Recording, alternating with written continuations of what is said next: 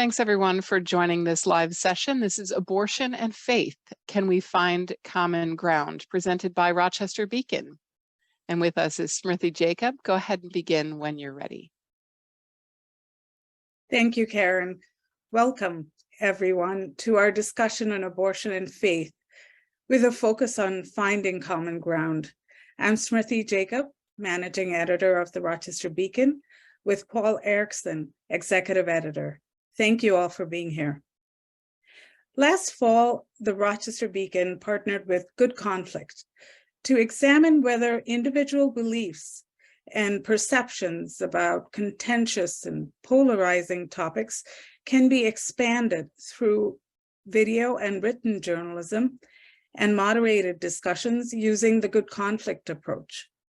Good Conflict works with journalists to help them effectively apply insights from neuroscience, practices from conflict mediation, social psychology, solutions journalism, to the storytelling process. For the Beacon, the partnership presented a way to explore how people with different viewpoints can respectfully listen to and talk with one another, and hopefully begin to find some common ground. In December, we posted a video and an article in the Beacon on abortion and faith, and we held a small group intimate discussion. Today's event comes 3 days before the 50th anniversary of the Supreme Court's 1973 Roe v. Wade decision, which the court overturned last June. Karen, could you please play the video clip for us?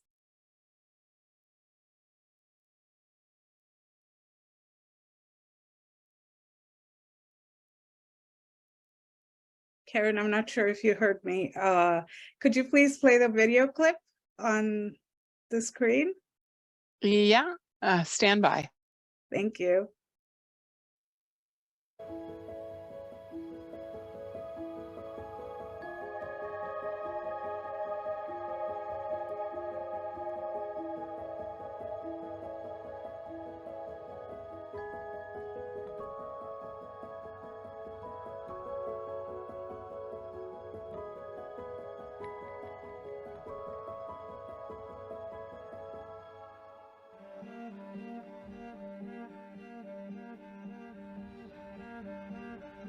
Unitarian Universalism at large believes that access to abortion is not only something we believe in spite of our religion, but as a matter of our faith.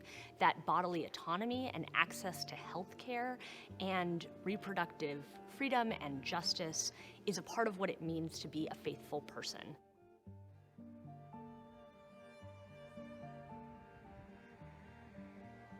We are non-denominational. Most of us come from more of a charismatic or Pentecostal background, which is very conservative, and we honor that.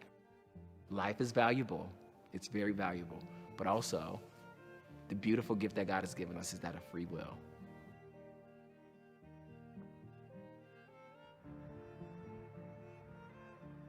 The position in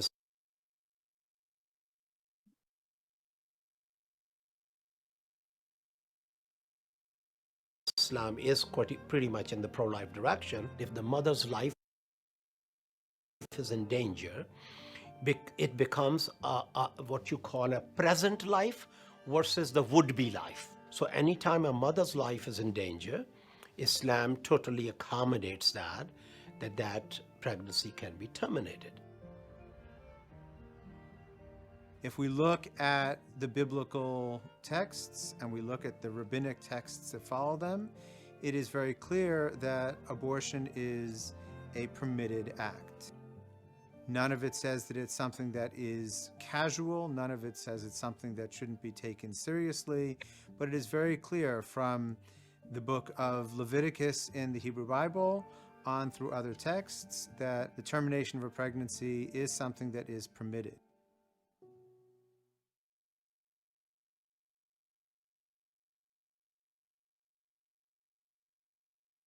Today is the third part of our Abortion and Faith project. we're hosting an online discussion with faith leaders in the community to learn how they navigate interactions with congregants. How do they work with them? Some of whom might follow their religion's position on abortion, while others find a personal situation influences their decision. In the spirit of moving forward, can we hope to find common ground within and between religions? Before we welcome our panelists, I'd like to mention that we did reach out to Jewish faith leaders, one of whom was featured in our video, but this event did not align with their schedules. So let's meet our panelists. Tabassam Javed, former president of the Islamic Center of Rochester, Reverend Shari Halliday-Quan, lead minister of the First Unitarian Church of Rochester, and Sister Christine Wagner, founding executive director of St. Joseph's Neighborhood Center. We're also expecting Pastor Melvin Cross, and we're hoping he'll join us at some point. Thank you all for being here. Welcome. Thank you Sister for the invitation. Of course. Sister Wagner, I'm going to start with you. Okay. Many people think they know the Catholic Church's position on abortion. How does your religion view abortion, and what do others sometimes oversimplify or misunderstand about that position? Okay, thank you for that question. The question of abortion really rests under the umbrella in the Catholic Church of respect for life and the continuum of life. And that would include, abortion and the death penalty and, all of those things, the consistent ethic of life. So it rests there. And that consistent ethic emphasizes dignity, respect of each life as we consider it. But the other thing I would say accompanying that is there's a great power, and the Catholic Church really believes that the primacy of conscience is primary.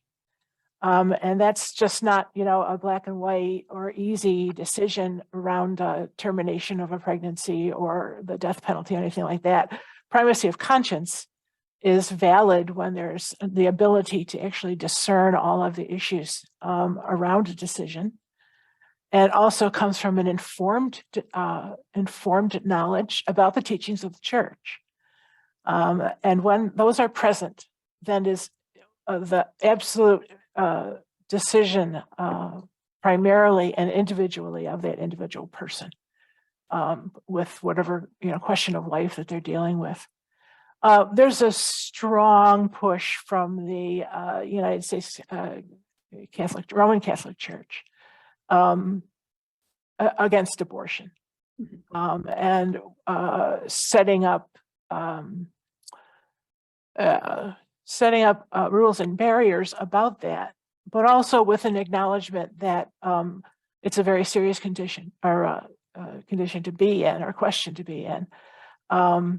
And also there are ramifications of following a birth to delivery or termination, and it involves many people. So I would say it sets within this consistent ethic of life, but the Church is very strong about primacy of conscience and making your own individual decision on a situation like abortion, termination, or delivery. Do you feel most people misunderstand that, or do we have a good understanding of what you just described at the moment? I would say there's not a good understanding. I can't think of the last time I actually heard someone write or speak about primacy of conscience. There has been a lot of, deliberation about the consistent ethic of life and going back and forth. How can you be absolutely against religion but support the death penalty? How do you handle, just like it? That's a a discussion which has no common ground right now either. So I would say that most are not informed about that. There might be a gut feeling, but don't know that's actual teaching for years and decades about primacy of conscience and what goes into that. So that I think what that boils down to is it looks like a black and white issue, where abortion is so not a black and white issue today.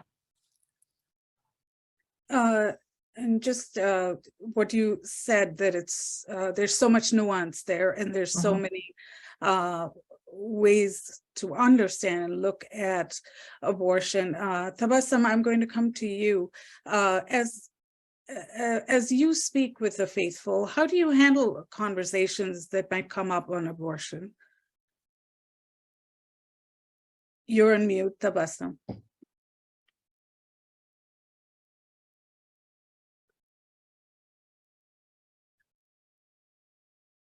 Oops. Oh, you're on mute, Tabassam.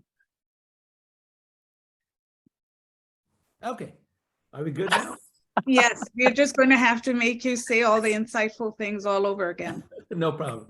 Okay, what I wanted to say was that the role of the president of the Islamic Center is more administrative rather than the theological perspective, because that is covered by the imam, which would be like a pastor or a rabbi, that kind of thing. But it just happens to be that in the Islamic Center, the president winds up being in the capacity of representing the congregation and their views.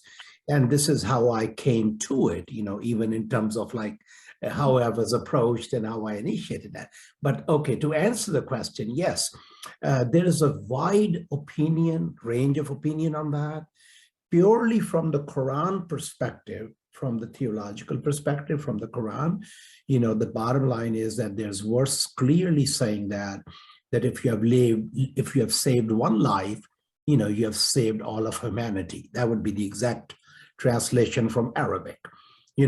So now there would be people in the congregation who would literally follow the verse and say that the loss of life, no matter what stage, many months, fetal development, not development, viable fetus, not fetus, viable, all the things around it. So they would just take the core, essence of the verse and just simply say that, the life has to be preserved, and therefore the loss of any life at this time would be like losing, the life of the humanity, totally. So like a very broad, but still at the same time statement like that. But if you looked at the congregation, that would be no different than a group of people attending any church or synagogue, where people would have nuanced views about it, where people's views will be, like depending upon individual situations, sometimes depending upon the situations that happen within their family, where, let's say there was a, child about whom they found out that this was going to be an autistic kid or a developmentally disabled kid or a neurologically challenged kid. And that family, based on that, modified their own beliefs to go in the direction of aborting the fetus. That would be an example of that. So that means that influence would come from their own life experience, from their family experience, and from what they hear in terms of the debates they have with different intellectuals as well as the extended family. Reverend Shari, how do you work with your congregants as they think of such issues or battle these choices in front of them? Yeah, I really appreciate how both of our panelists said, even within our own communities, it's complicated, because I think, especially in Catholicism and perhaps in Islam, there's this illusion that there's a monolithic opinion, and that's simply not true. Unitarian Universalism, perhaps we suffer from our own brand of illusions on a different side of the spectrum, where people assume that nobody agrees about everything, except that we're all politically liberal and we all have an absolute belief that abortion should be not only available to all, but that's always the right choice for everyone, right? And that's not the case at all. our congregation and our faith is pluralistic by definition in our theology, as well as our personal experience and our views. Our faith movement as a whole, and our church, my ministry, is very clear about access to abortion being something that is in line with and that we are led to by my faith commitments, by our faith commitments. And when wrestling with an unexpected or unwanted pregnancy, Unitarian Universalists and people that I work with in my congregation, I often have conversations where people find themselves more conflicted than they thought they would be. They know what their political understanding is. They might understand what their commitments are as a person of faith who wants to ensure safe abortion is available, but it may or may not be the right decision for them personally. And I think that sort of personal wrestling and nuance, it's something that no religious leader, no companion to a community ever goes very far without. And what I appreciate about life in a community over a lifespan and conversations like this is when we say it's complicated, so often that phrase is used to end a conversation. It's complicated, so we're done, right? We're never gonna, and no, well, that's just the beginning. It's complicated. So when talking with congregants, there's a theological and a social perspective that is clear for us, and we recognize there's an incredible amount of nuance, and not every Unitarian Universalist on a political level necessarily believes that abortion access is something they're interested in promoting. So. And yeah, yes, it's complicated, and we tend to look at different religions as monoliths. So how do we talk amongst ourselves, the faithful? How do we, irrespective of religion and what religion they belong to, how do we encourage that? You said it's the beginning of a conversation. When we say it's complicated, how do we sort of extend that to people of all faiths? If you want to take that, and then I'll go to the Sister Wagner after that. Yeah, well, I mean, I certainly think opportunities for conversation, like what you all at the Beacon are offering to each of us, is an incredible and important part of that.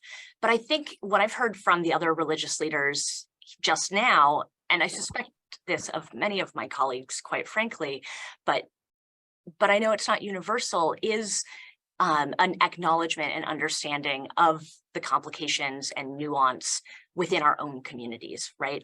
Being able to practice conversation with people you're already in relationship with. And so often when we hit that barrier of, oh, that's going to be a fight, either you escalate and turn it into a fight, right? Or you avoid it, right? This is not a thing we agree on, so we can't talk about it. And so in our community, in Unitarian Universalism, at least at First Unitarian, we're trying in lots of different ways to encourage our folks, to equip people with the ability to have difficult conversations.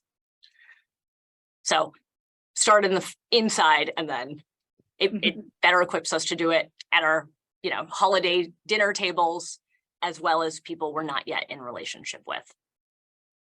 Sister Wagner. Well, Yeah, go ahead. I was just going to pick up on what Reverend Shari was talking about, and what you noted a moment ago, Smriti. Often views are thought of as monolithic within a faith, and actually research, polling, and surveys of Americans have shown that this is not the case at all. In fact, the percentage of adults who say that abortion should be legal in all or most cases ranges from roughly 20% to nearly 80% in every major religious group that they surveyed. I think we've got a slide that shows us this is from Pew Research. And so it seems, that it's certainly the case that within just about every faith tradition, there's a lot of diversity of opinion. So I'm wondering that how specifically each of you address this within your congregations. How do you respond to this diversity of opinion?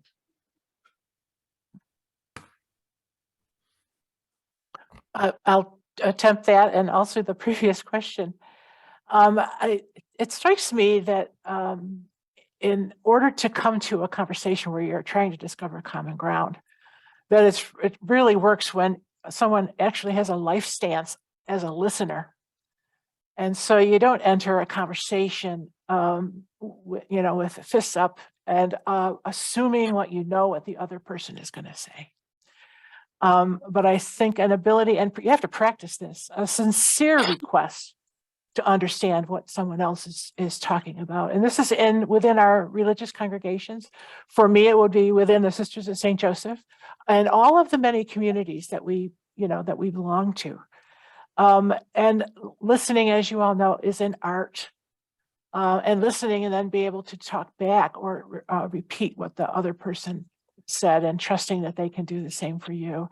That's the only way we come to common ground, and that's trust. That's trust. And something you said, Reverend Shari, just reminded me as I started thinking about today. I thought pregnancy and abortion is never a solitary issue. It's never a solitary decision. At least it involves the mother and the fetus.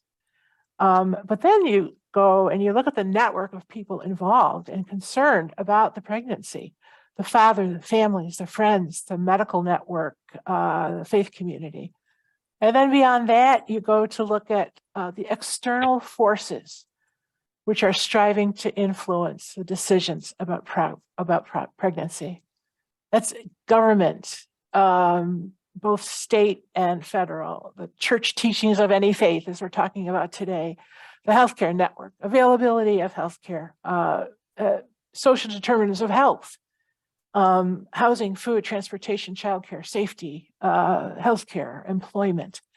So pregnancy is not a solo enterprise, yet it is the persons, the mothers, pregnant persons, who should be able to make the decision on delivery or termination, having gathered all of that information or having it thrust upon her, and make that decision individually.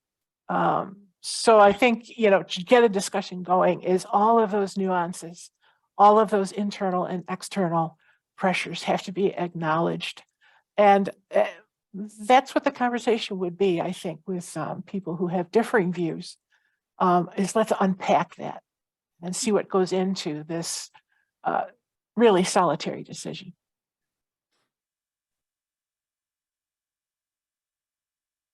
Tabassam, did you want to take that question as well? Yeah, all I want to say is that there is, as I said, there's diversity within the congregation and within the Muslim, population in general. There's about 6 million Muslims right now in America, and there's going to be a diversity of views on that. But I still think that what I see among the people I know and I interact with, that there is a very strong streak also among the Muslims in which they want to give total autonomy to the woman in terms of this decision. So that streak is very strong also, and I, myself included, I am one of that, people who represent that group in which the woman's autonomy to make the decision just supersedes everything for me, even as a male, So in other words, that's very much something that will guide me to do, to lean in that direction by saying that regardless of what the world says, regardless of the faith, regardless of how my family influences may be, but that's one single influence in where, the captain is in charge of the ship. And in this case, the captain is the woman who's pregnant, So that's certainly the viewpoint that is also representative, just like Reverend Shari said, that there are people in the Muslim community who are left-leaning politically speaking, and who would want, a walk-in place everywhere where abortion is available, to anybody who wants to, just like, you didn't have to show your insurance card. You walk in and you just basically, so there's that part. And then there's very much on the right side of that. And then there are people in the middle, and so that's pretty much reflects, what's on this debate. I do want to point one thing, though, that when I was president of the Islamic Center, we had a pro-life group that found out that abortion clinic may be opening up on Westfall Road. And they came to us and they were, they wanted a meeting, and I gave them a meeting. We sat with them. So they wanted me to sign a petition to the town supervisor, prohibiting the premises to be rented in case for a future clinic where abortion would be accessible, and not only that their approach was very, very aggressive, but it was to the point where one of the people in that, group basically said to me that I would be sanctioning death of the would-be child if I do not, sign the petition. So that is another part of this debate that should be noticed, that people who come with such, strong views and who all of a sudden demonize the others who are not of the same views do not help the debate and neither help the cause. So, and yet when we are trying to unpack and trying to understand, we have to meet people where they are so that they can understand and we can understand them. How, and abortion and religion are both personal choices. How do you meet people where they're at and then sort of take them on that journey of listening and understanding? Reverend Shari, either is Tabassam, go for it. All I wanted to say was that I acknowledged their presence. I even complimented their passion.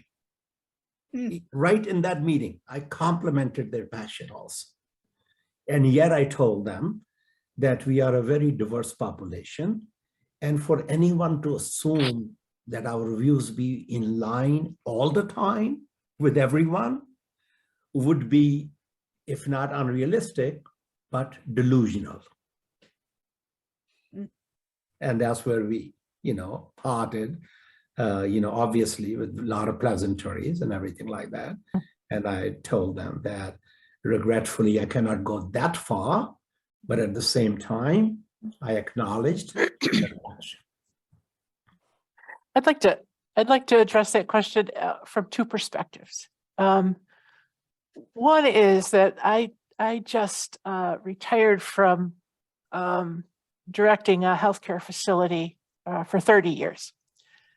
And there's lots of questions that come up in healthcare that are nuanced and we have to deal with. So it was primary care, including women's health. And our major population was those who have no access to appropriate health care. They could be uninsurable, uninsured, underinsured. And when we regularly, I would say probably twice a year, really looked at this question of women's health, we understood very much because of the various stories that everyone brings in, and nobody comes to the neighborhood center unless they're in crisis. There's no reason to come unless you got a problem. Just listen to them, and always could package all of those social determinants of health along with whatever their health situation was.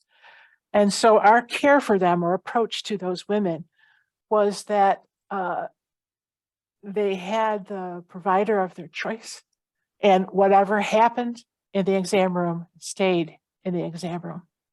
And we didn't try to influence, but asked, I know all questions were answered, and I know appropriate follow-up was, was given. So in terms of an approach, it depends on where you are. A healthcare facility is one thing. How would I approach it? I hope that I would be that good listener that I talked about, before, and be sympathetic and empathetic about the situation, not only of the pregnancy, but the position and social position, you know, that the woman is dealing with. Thank you, Reverend Shari.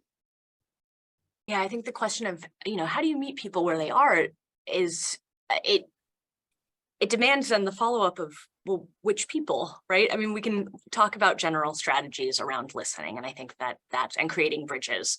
And that skill set that Christine talked about, that orientation to listening, is critical no matter what kind of work you're doing.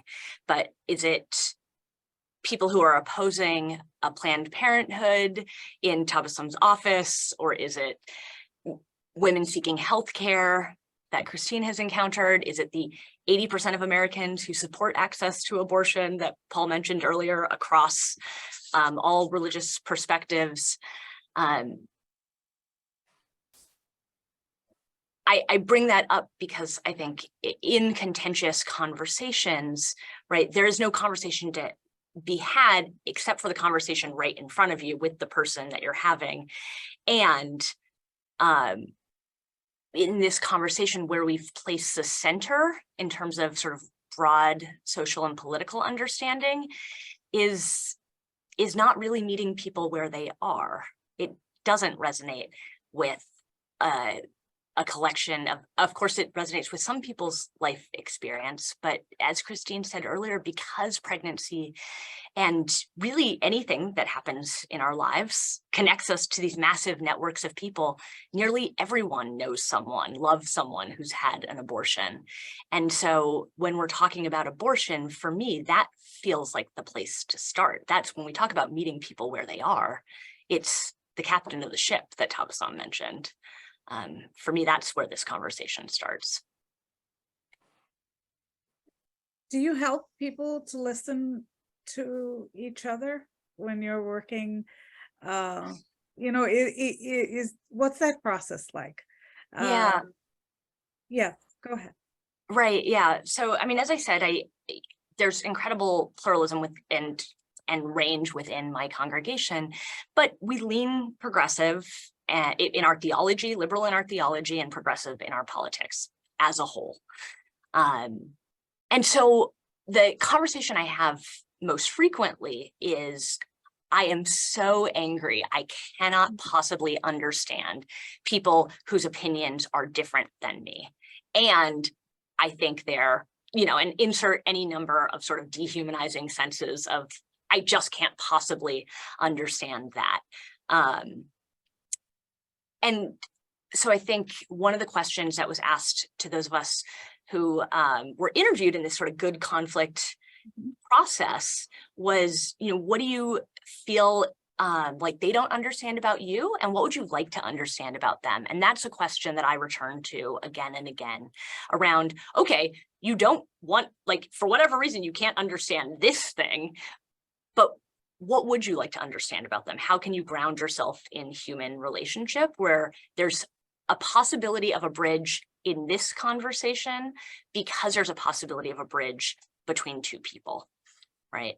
Now that's a really small scale thing, right? We're talking one-to-one or in a group, and yet we believe that social change is made that way. It's not the only way social change is made, but we lean really heavily into relationship. Tabassam or Sister Wagner, anybody? Right. I just had one thought as you were talking, Reverend Shari.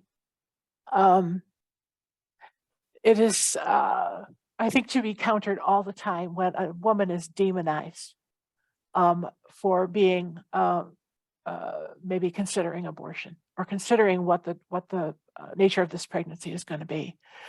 There is not anyone that I can ever imagine that realizes they're pregnant and go, I hate this fetus. That's not where people go when they're having to make a life and death decision about this. It's more a loving relationship or loving decisions is how can both of us be healthy? How can this child be raised? How can, all of the questions about what is going to happen, what would be the nature of the consequences and the situation that they're in. So I take great issue with demonizing out of hand the women who are pregnant and trying to deal with this, the circumstance they're in, because they feel like they're in an impasse. There's no way through, there's no way around, there's no way anything. Anyway, any solution is good. And to feel like you're in an impasse just puts you in a dark night from which you don't know how to get out of. Mhm. Mhm. We have a couple of questions that came in through chat. So Sister Wagner, since you spoke last time, I'm going to go with one for you. For Sister Wagner, if Catholic dogma holds that a fertilized egg is a human life and that taking a life is always forbidden, what nuance is there for a Catholic? You're on mute, Sister Wagner. That is a very, very basic question. I was doing some research before today, and it's greatly acknowledged through the church all the way that sometimes the primacy of conscience dictate or statement, which is sacred, flies in the face or just seems contradictory to the taking of any life is forbidden. There is no easy answer to that. But the nuance is, whose life are we talking about? And when you've got the situation where you have two lives, then you've got to unpack what that is. And you've got to get to the nuance yourself. And I don't think any of us has the right to be black and white about this issue at all. So even the church knows it's nuanced, and knows that there's been great discussion about this and all. So it really comes down to dialogue, and it really comes down to primacy of conscience. It really comes down to looking at the future and the value of that life and the future for that life of the mother or the fetus. So there's great debate, there's great nuance, and I absolutely acknowledge the tough spot we're in.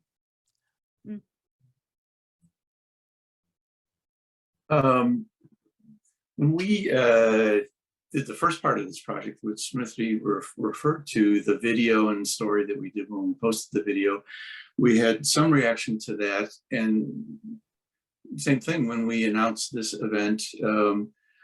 Some people came back and basically said, you're having a faith conversation about what should really be a secular question. In other words, in a pluralistic democratic nation, should the government be interfering with citizens' reproductive decision-making and privacy rights?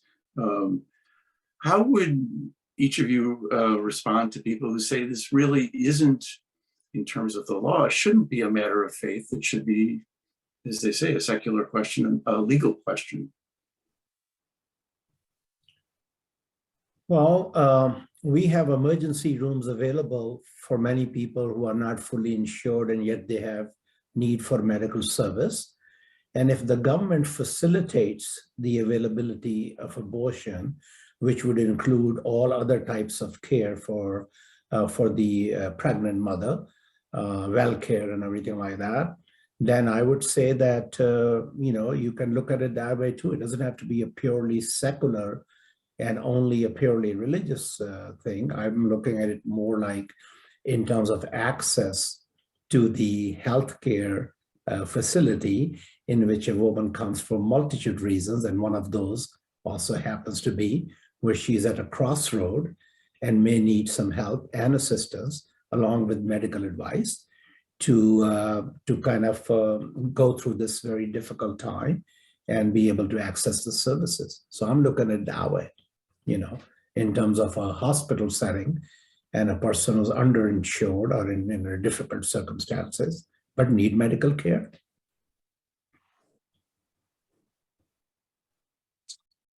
Right, so theoretically, ensconced in American governance is the idea that some people's religion should not make the rules for all the people in a pluralistic country. And I want to affirm that. And the question on the other side, as religious communities, if we're not responding to the world and in conversation with the world as it exists, then I'm not sure quite what we're doing. And that's just me personally, but it's, of course it matters what's going on in the lives of not only the people in our community, but in broader society. But the question as it's posed in the comments around like, okay, so what makes it different in American context as opposed to in other places, especially in Europe, where you've got these like Catholic countries where there is access to abortion, even if the church has a different opinion. Though, as Christina's very clearly said, the church does not have a monolithic opinion. So there's even recognition there. And I would argue American politics is the difference, right? So 50 years ago, you have the Southern Baptists saying that access to abortion should be expanded. And that's not the case anymore. American political battles have effectively turned abortion into this incredibly divisive wedge. And it, quite frankly, has nothing to do with religion, except that now you have a bunch of people who believe that this is the only thing their religion is about. And it gets termed in terms of right to life and dignity. But as Christine so clearly outlined, what support for life means is a lifetime concept. So, does governance belong in the hands of religious groups? No. Should religious groups be speaking about what is happening in the world? Absolutely. Yeah. I do want to bring something from my previous conversation, just a quick point, and then we can move on. In that group also, when I mentioned that if there was a developmentally disabled child about whom the mother already has gotten, confirmation about, and then in that group, because that's what I was saying, that sometimes when people are passionate about a view, they sometimes forget the circumstances of the other person as to what the other person is. Because this particular lady in that group said to me, yeah, that would be the will of God. And it will be even more beneficial for her to raise a developmentally disabled child. And the joy that she will receive out of, raising that child who would be more difficult in the circumstances he's in. And I was taken aback because I felt that this person, even though they are so passionate about their viewpoint, lack even a minimum amount of empathy for that would-be mother who's going to have a child which is Down syndrome, So, I just wanted to throw it in that how sometimes passions get in the way of, rational thinking, and how it makes it difficult for some other people to reach and understand their viewpoint because they have left no room for it. So just like Shari was saying, that if there's availability where people can converse and reach their position and then be able to accommodate both viewpoints, then there is some room for dialogue. But I gave you the example of the group in which they were not even willing to put themselves in the position of the mother who is just going to have a Down syndrome child, and they want them to go through the pregnancy. I would extend that, and thank you for your comments. Recently I've been in conversation about what does it mean to support a woman who decides to carry a baby to term, even though she's in difficult situations. And also that woman and that child are part of the community, and as communal persons, we are responsible for each other. I've heard what I think is a simple solution of, being persuaded to keep that child, and we'll support you. We'll get you an apartment, we'll get you blah, blah, blah, blah, blah, blah, blah. Well, that's not, we're looking at the life of this child to at least the age of 18.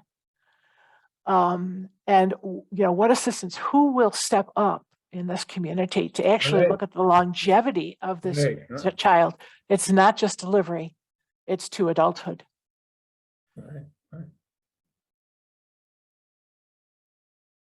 Many times, and we sort of alluded to it today, how personal life experiences bring that empathy, and we understand each other when we know somebody who went through this, or we went through a situation ourselves. In addition to your faith, have life experiences sort of shaped your views on abortion? And I ask this of you, it's a personal question here. Individually, has that, have experience shaped you and shaped your views on this? Yeah, in my case, I had a very good friend whose wife during pregnancy developed a high level of toxicity in the first trimester, and she would have lost her life. And they were very much in favor of not having any intervention and let nature take its course. But at the same time, their thinking, I would say their rational thinking and the medical advice that they got, that prevailed, and they aborted that pregnancy. But this is an example where I had a direct personal contact with the mother to be, and knew that she would have not made it, she would have died. Mm. And so, yes, that is going to shape to some degree, in addition to all the other things I mentioned. Sure. Sure. The political leaning, and also accommodation of the other person, also working in the mental health field, actually working in the development and disability field, and seeing a lot of kids who just by a very small margin became from normal, fully developed children to developmentally disabled and neurologically challenged. I would say for me that years ago, probably 50 years ago, when I was in my 20s, I actually did participate in pro-life rallies, and I think I went to Washington once or twice on January 22nd and all of that kind of stuff. Then life continued to impact me, and I've had the privilege of being told the stories of some very, very hard situations that people are facing. I'm also liking, and I've changed my, I've changed my mind. I'm for a choice, but a woman's choice, independently and individually. I have to liken this to, I can, with confidence, go out and speak to any group about people who are uninsured and underinsured. And I, with confidence, know that everybody in whatever office or audience it is someone who experienced uninsurance or knows someone who did. And I can say, again, with insurance, that everybody is mad about the broken healthcare system. Everybody. And I, and they feel very free to express that frustration about the healthcare system. I wish we could get to a point where everyone could feel that they would be very free to talk about their ambiguity about the question of abortion.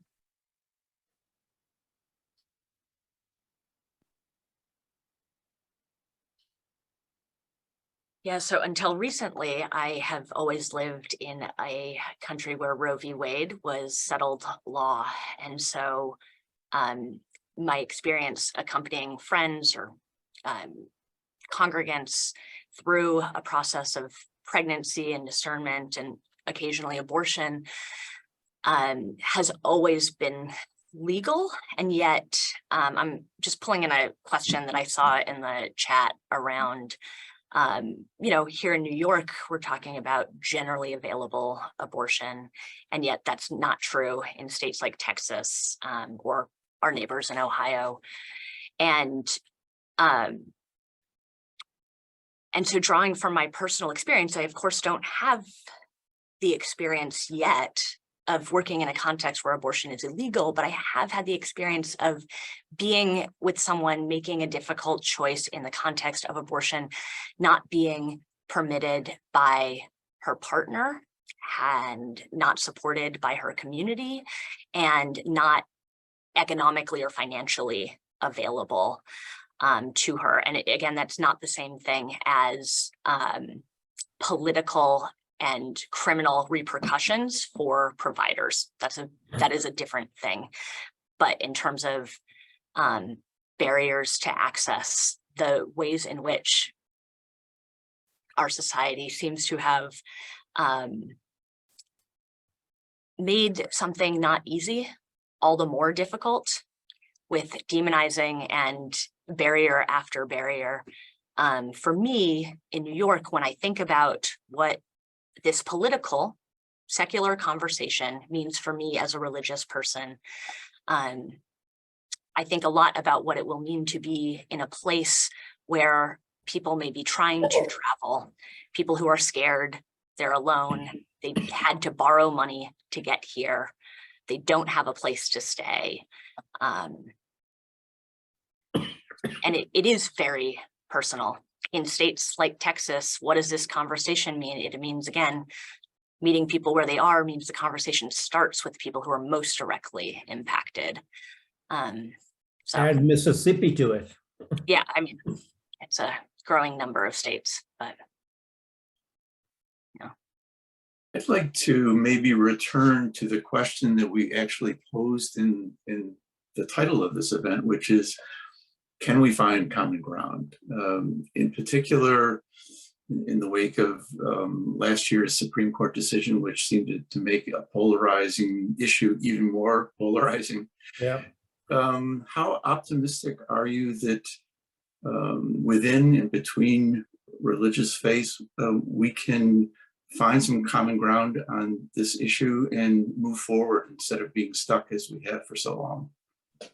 I think it's the personal relation that has always a catalyst in terms of making people understand the position which is contrary to their own position. So I would continue to work individually, with people who have such a contradictory view about it, and then try to seek some kind of a relation where they feel that they respect me enough and they respect my viewpoint enough for me to be able to give them an opinion which would be different from what they are very much stuck in believing. So I find that to be, probably the most effective thing rather than a group presentation or anything like that. It is at the personal level where somebody convinces someone with, with a lot of warmth, a lot of empathy, and with a lot of logical arguments that hopefully will be effective. So this is how I see it.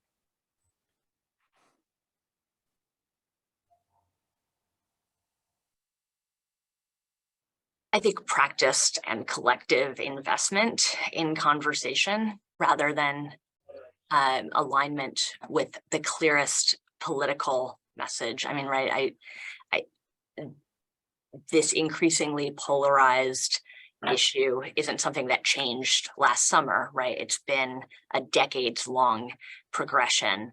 And if our stats are right, which, they could even be exaggerated in terms of how many people know someone who's had an abortion, but let's say we get really humble and we take those down and apply some suspicion, then let's say not nearly everybody, but just most people know someone who's had an abortion.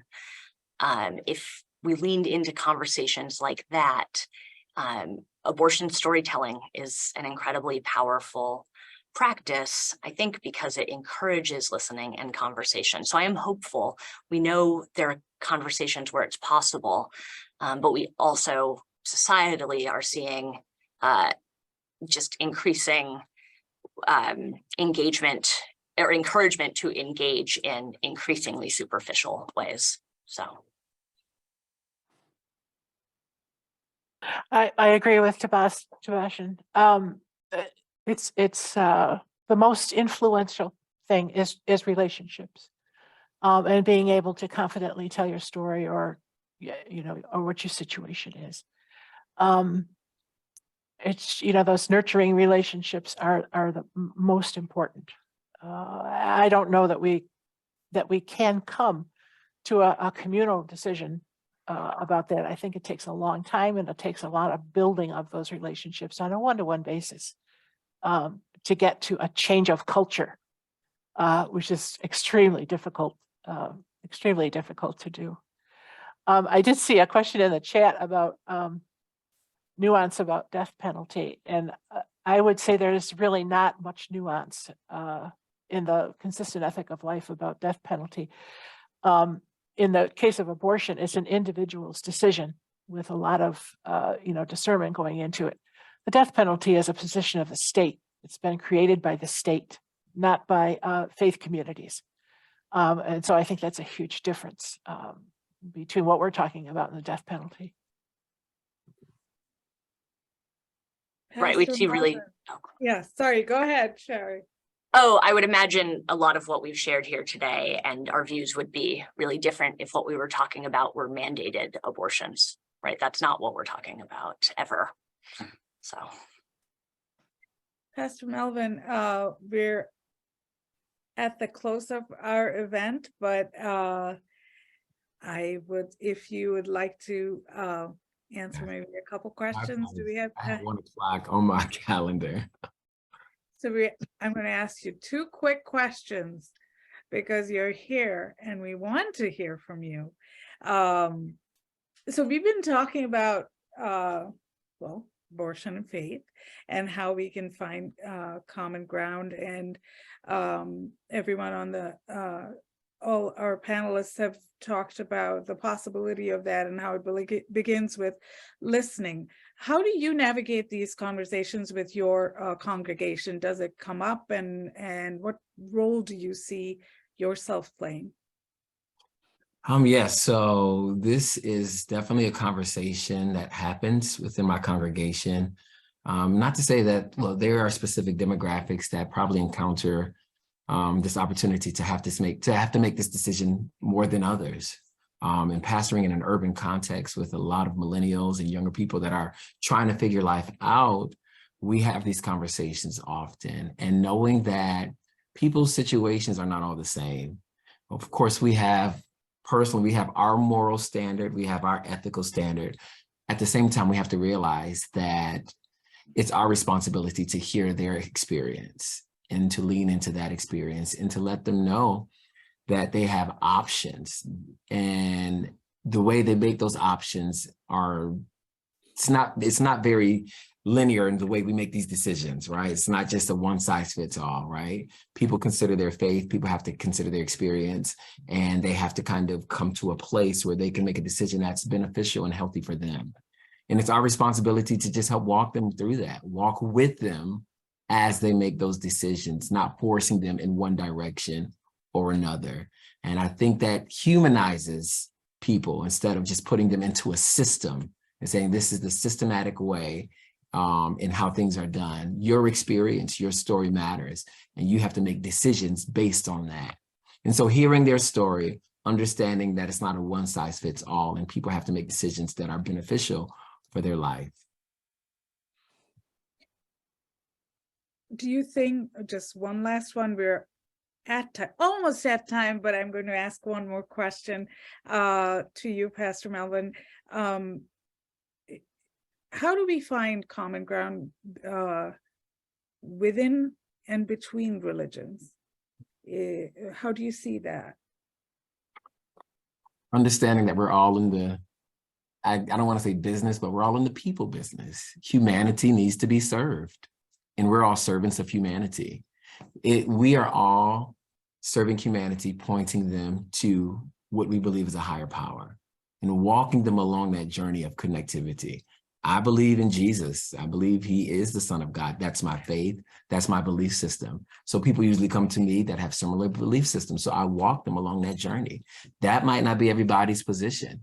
I learned to respect and honor people for who they are and where they are, and realizing that humanity, the beautiful thing about God is that he gave us all free will, right? And we want to honor that freedom to have the ability to choose. And that's our common ground. That's what levels the playing field.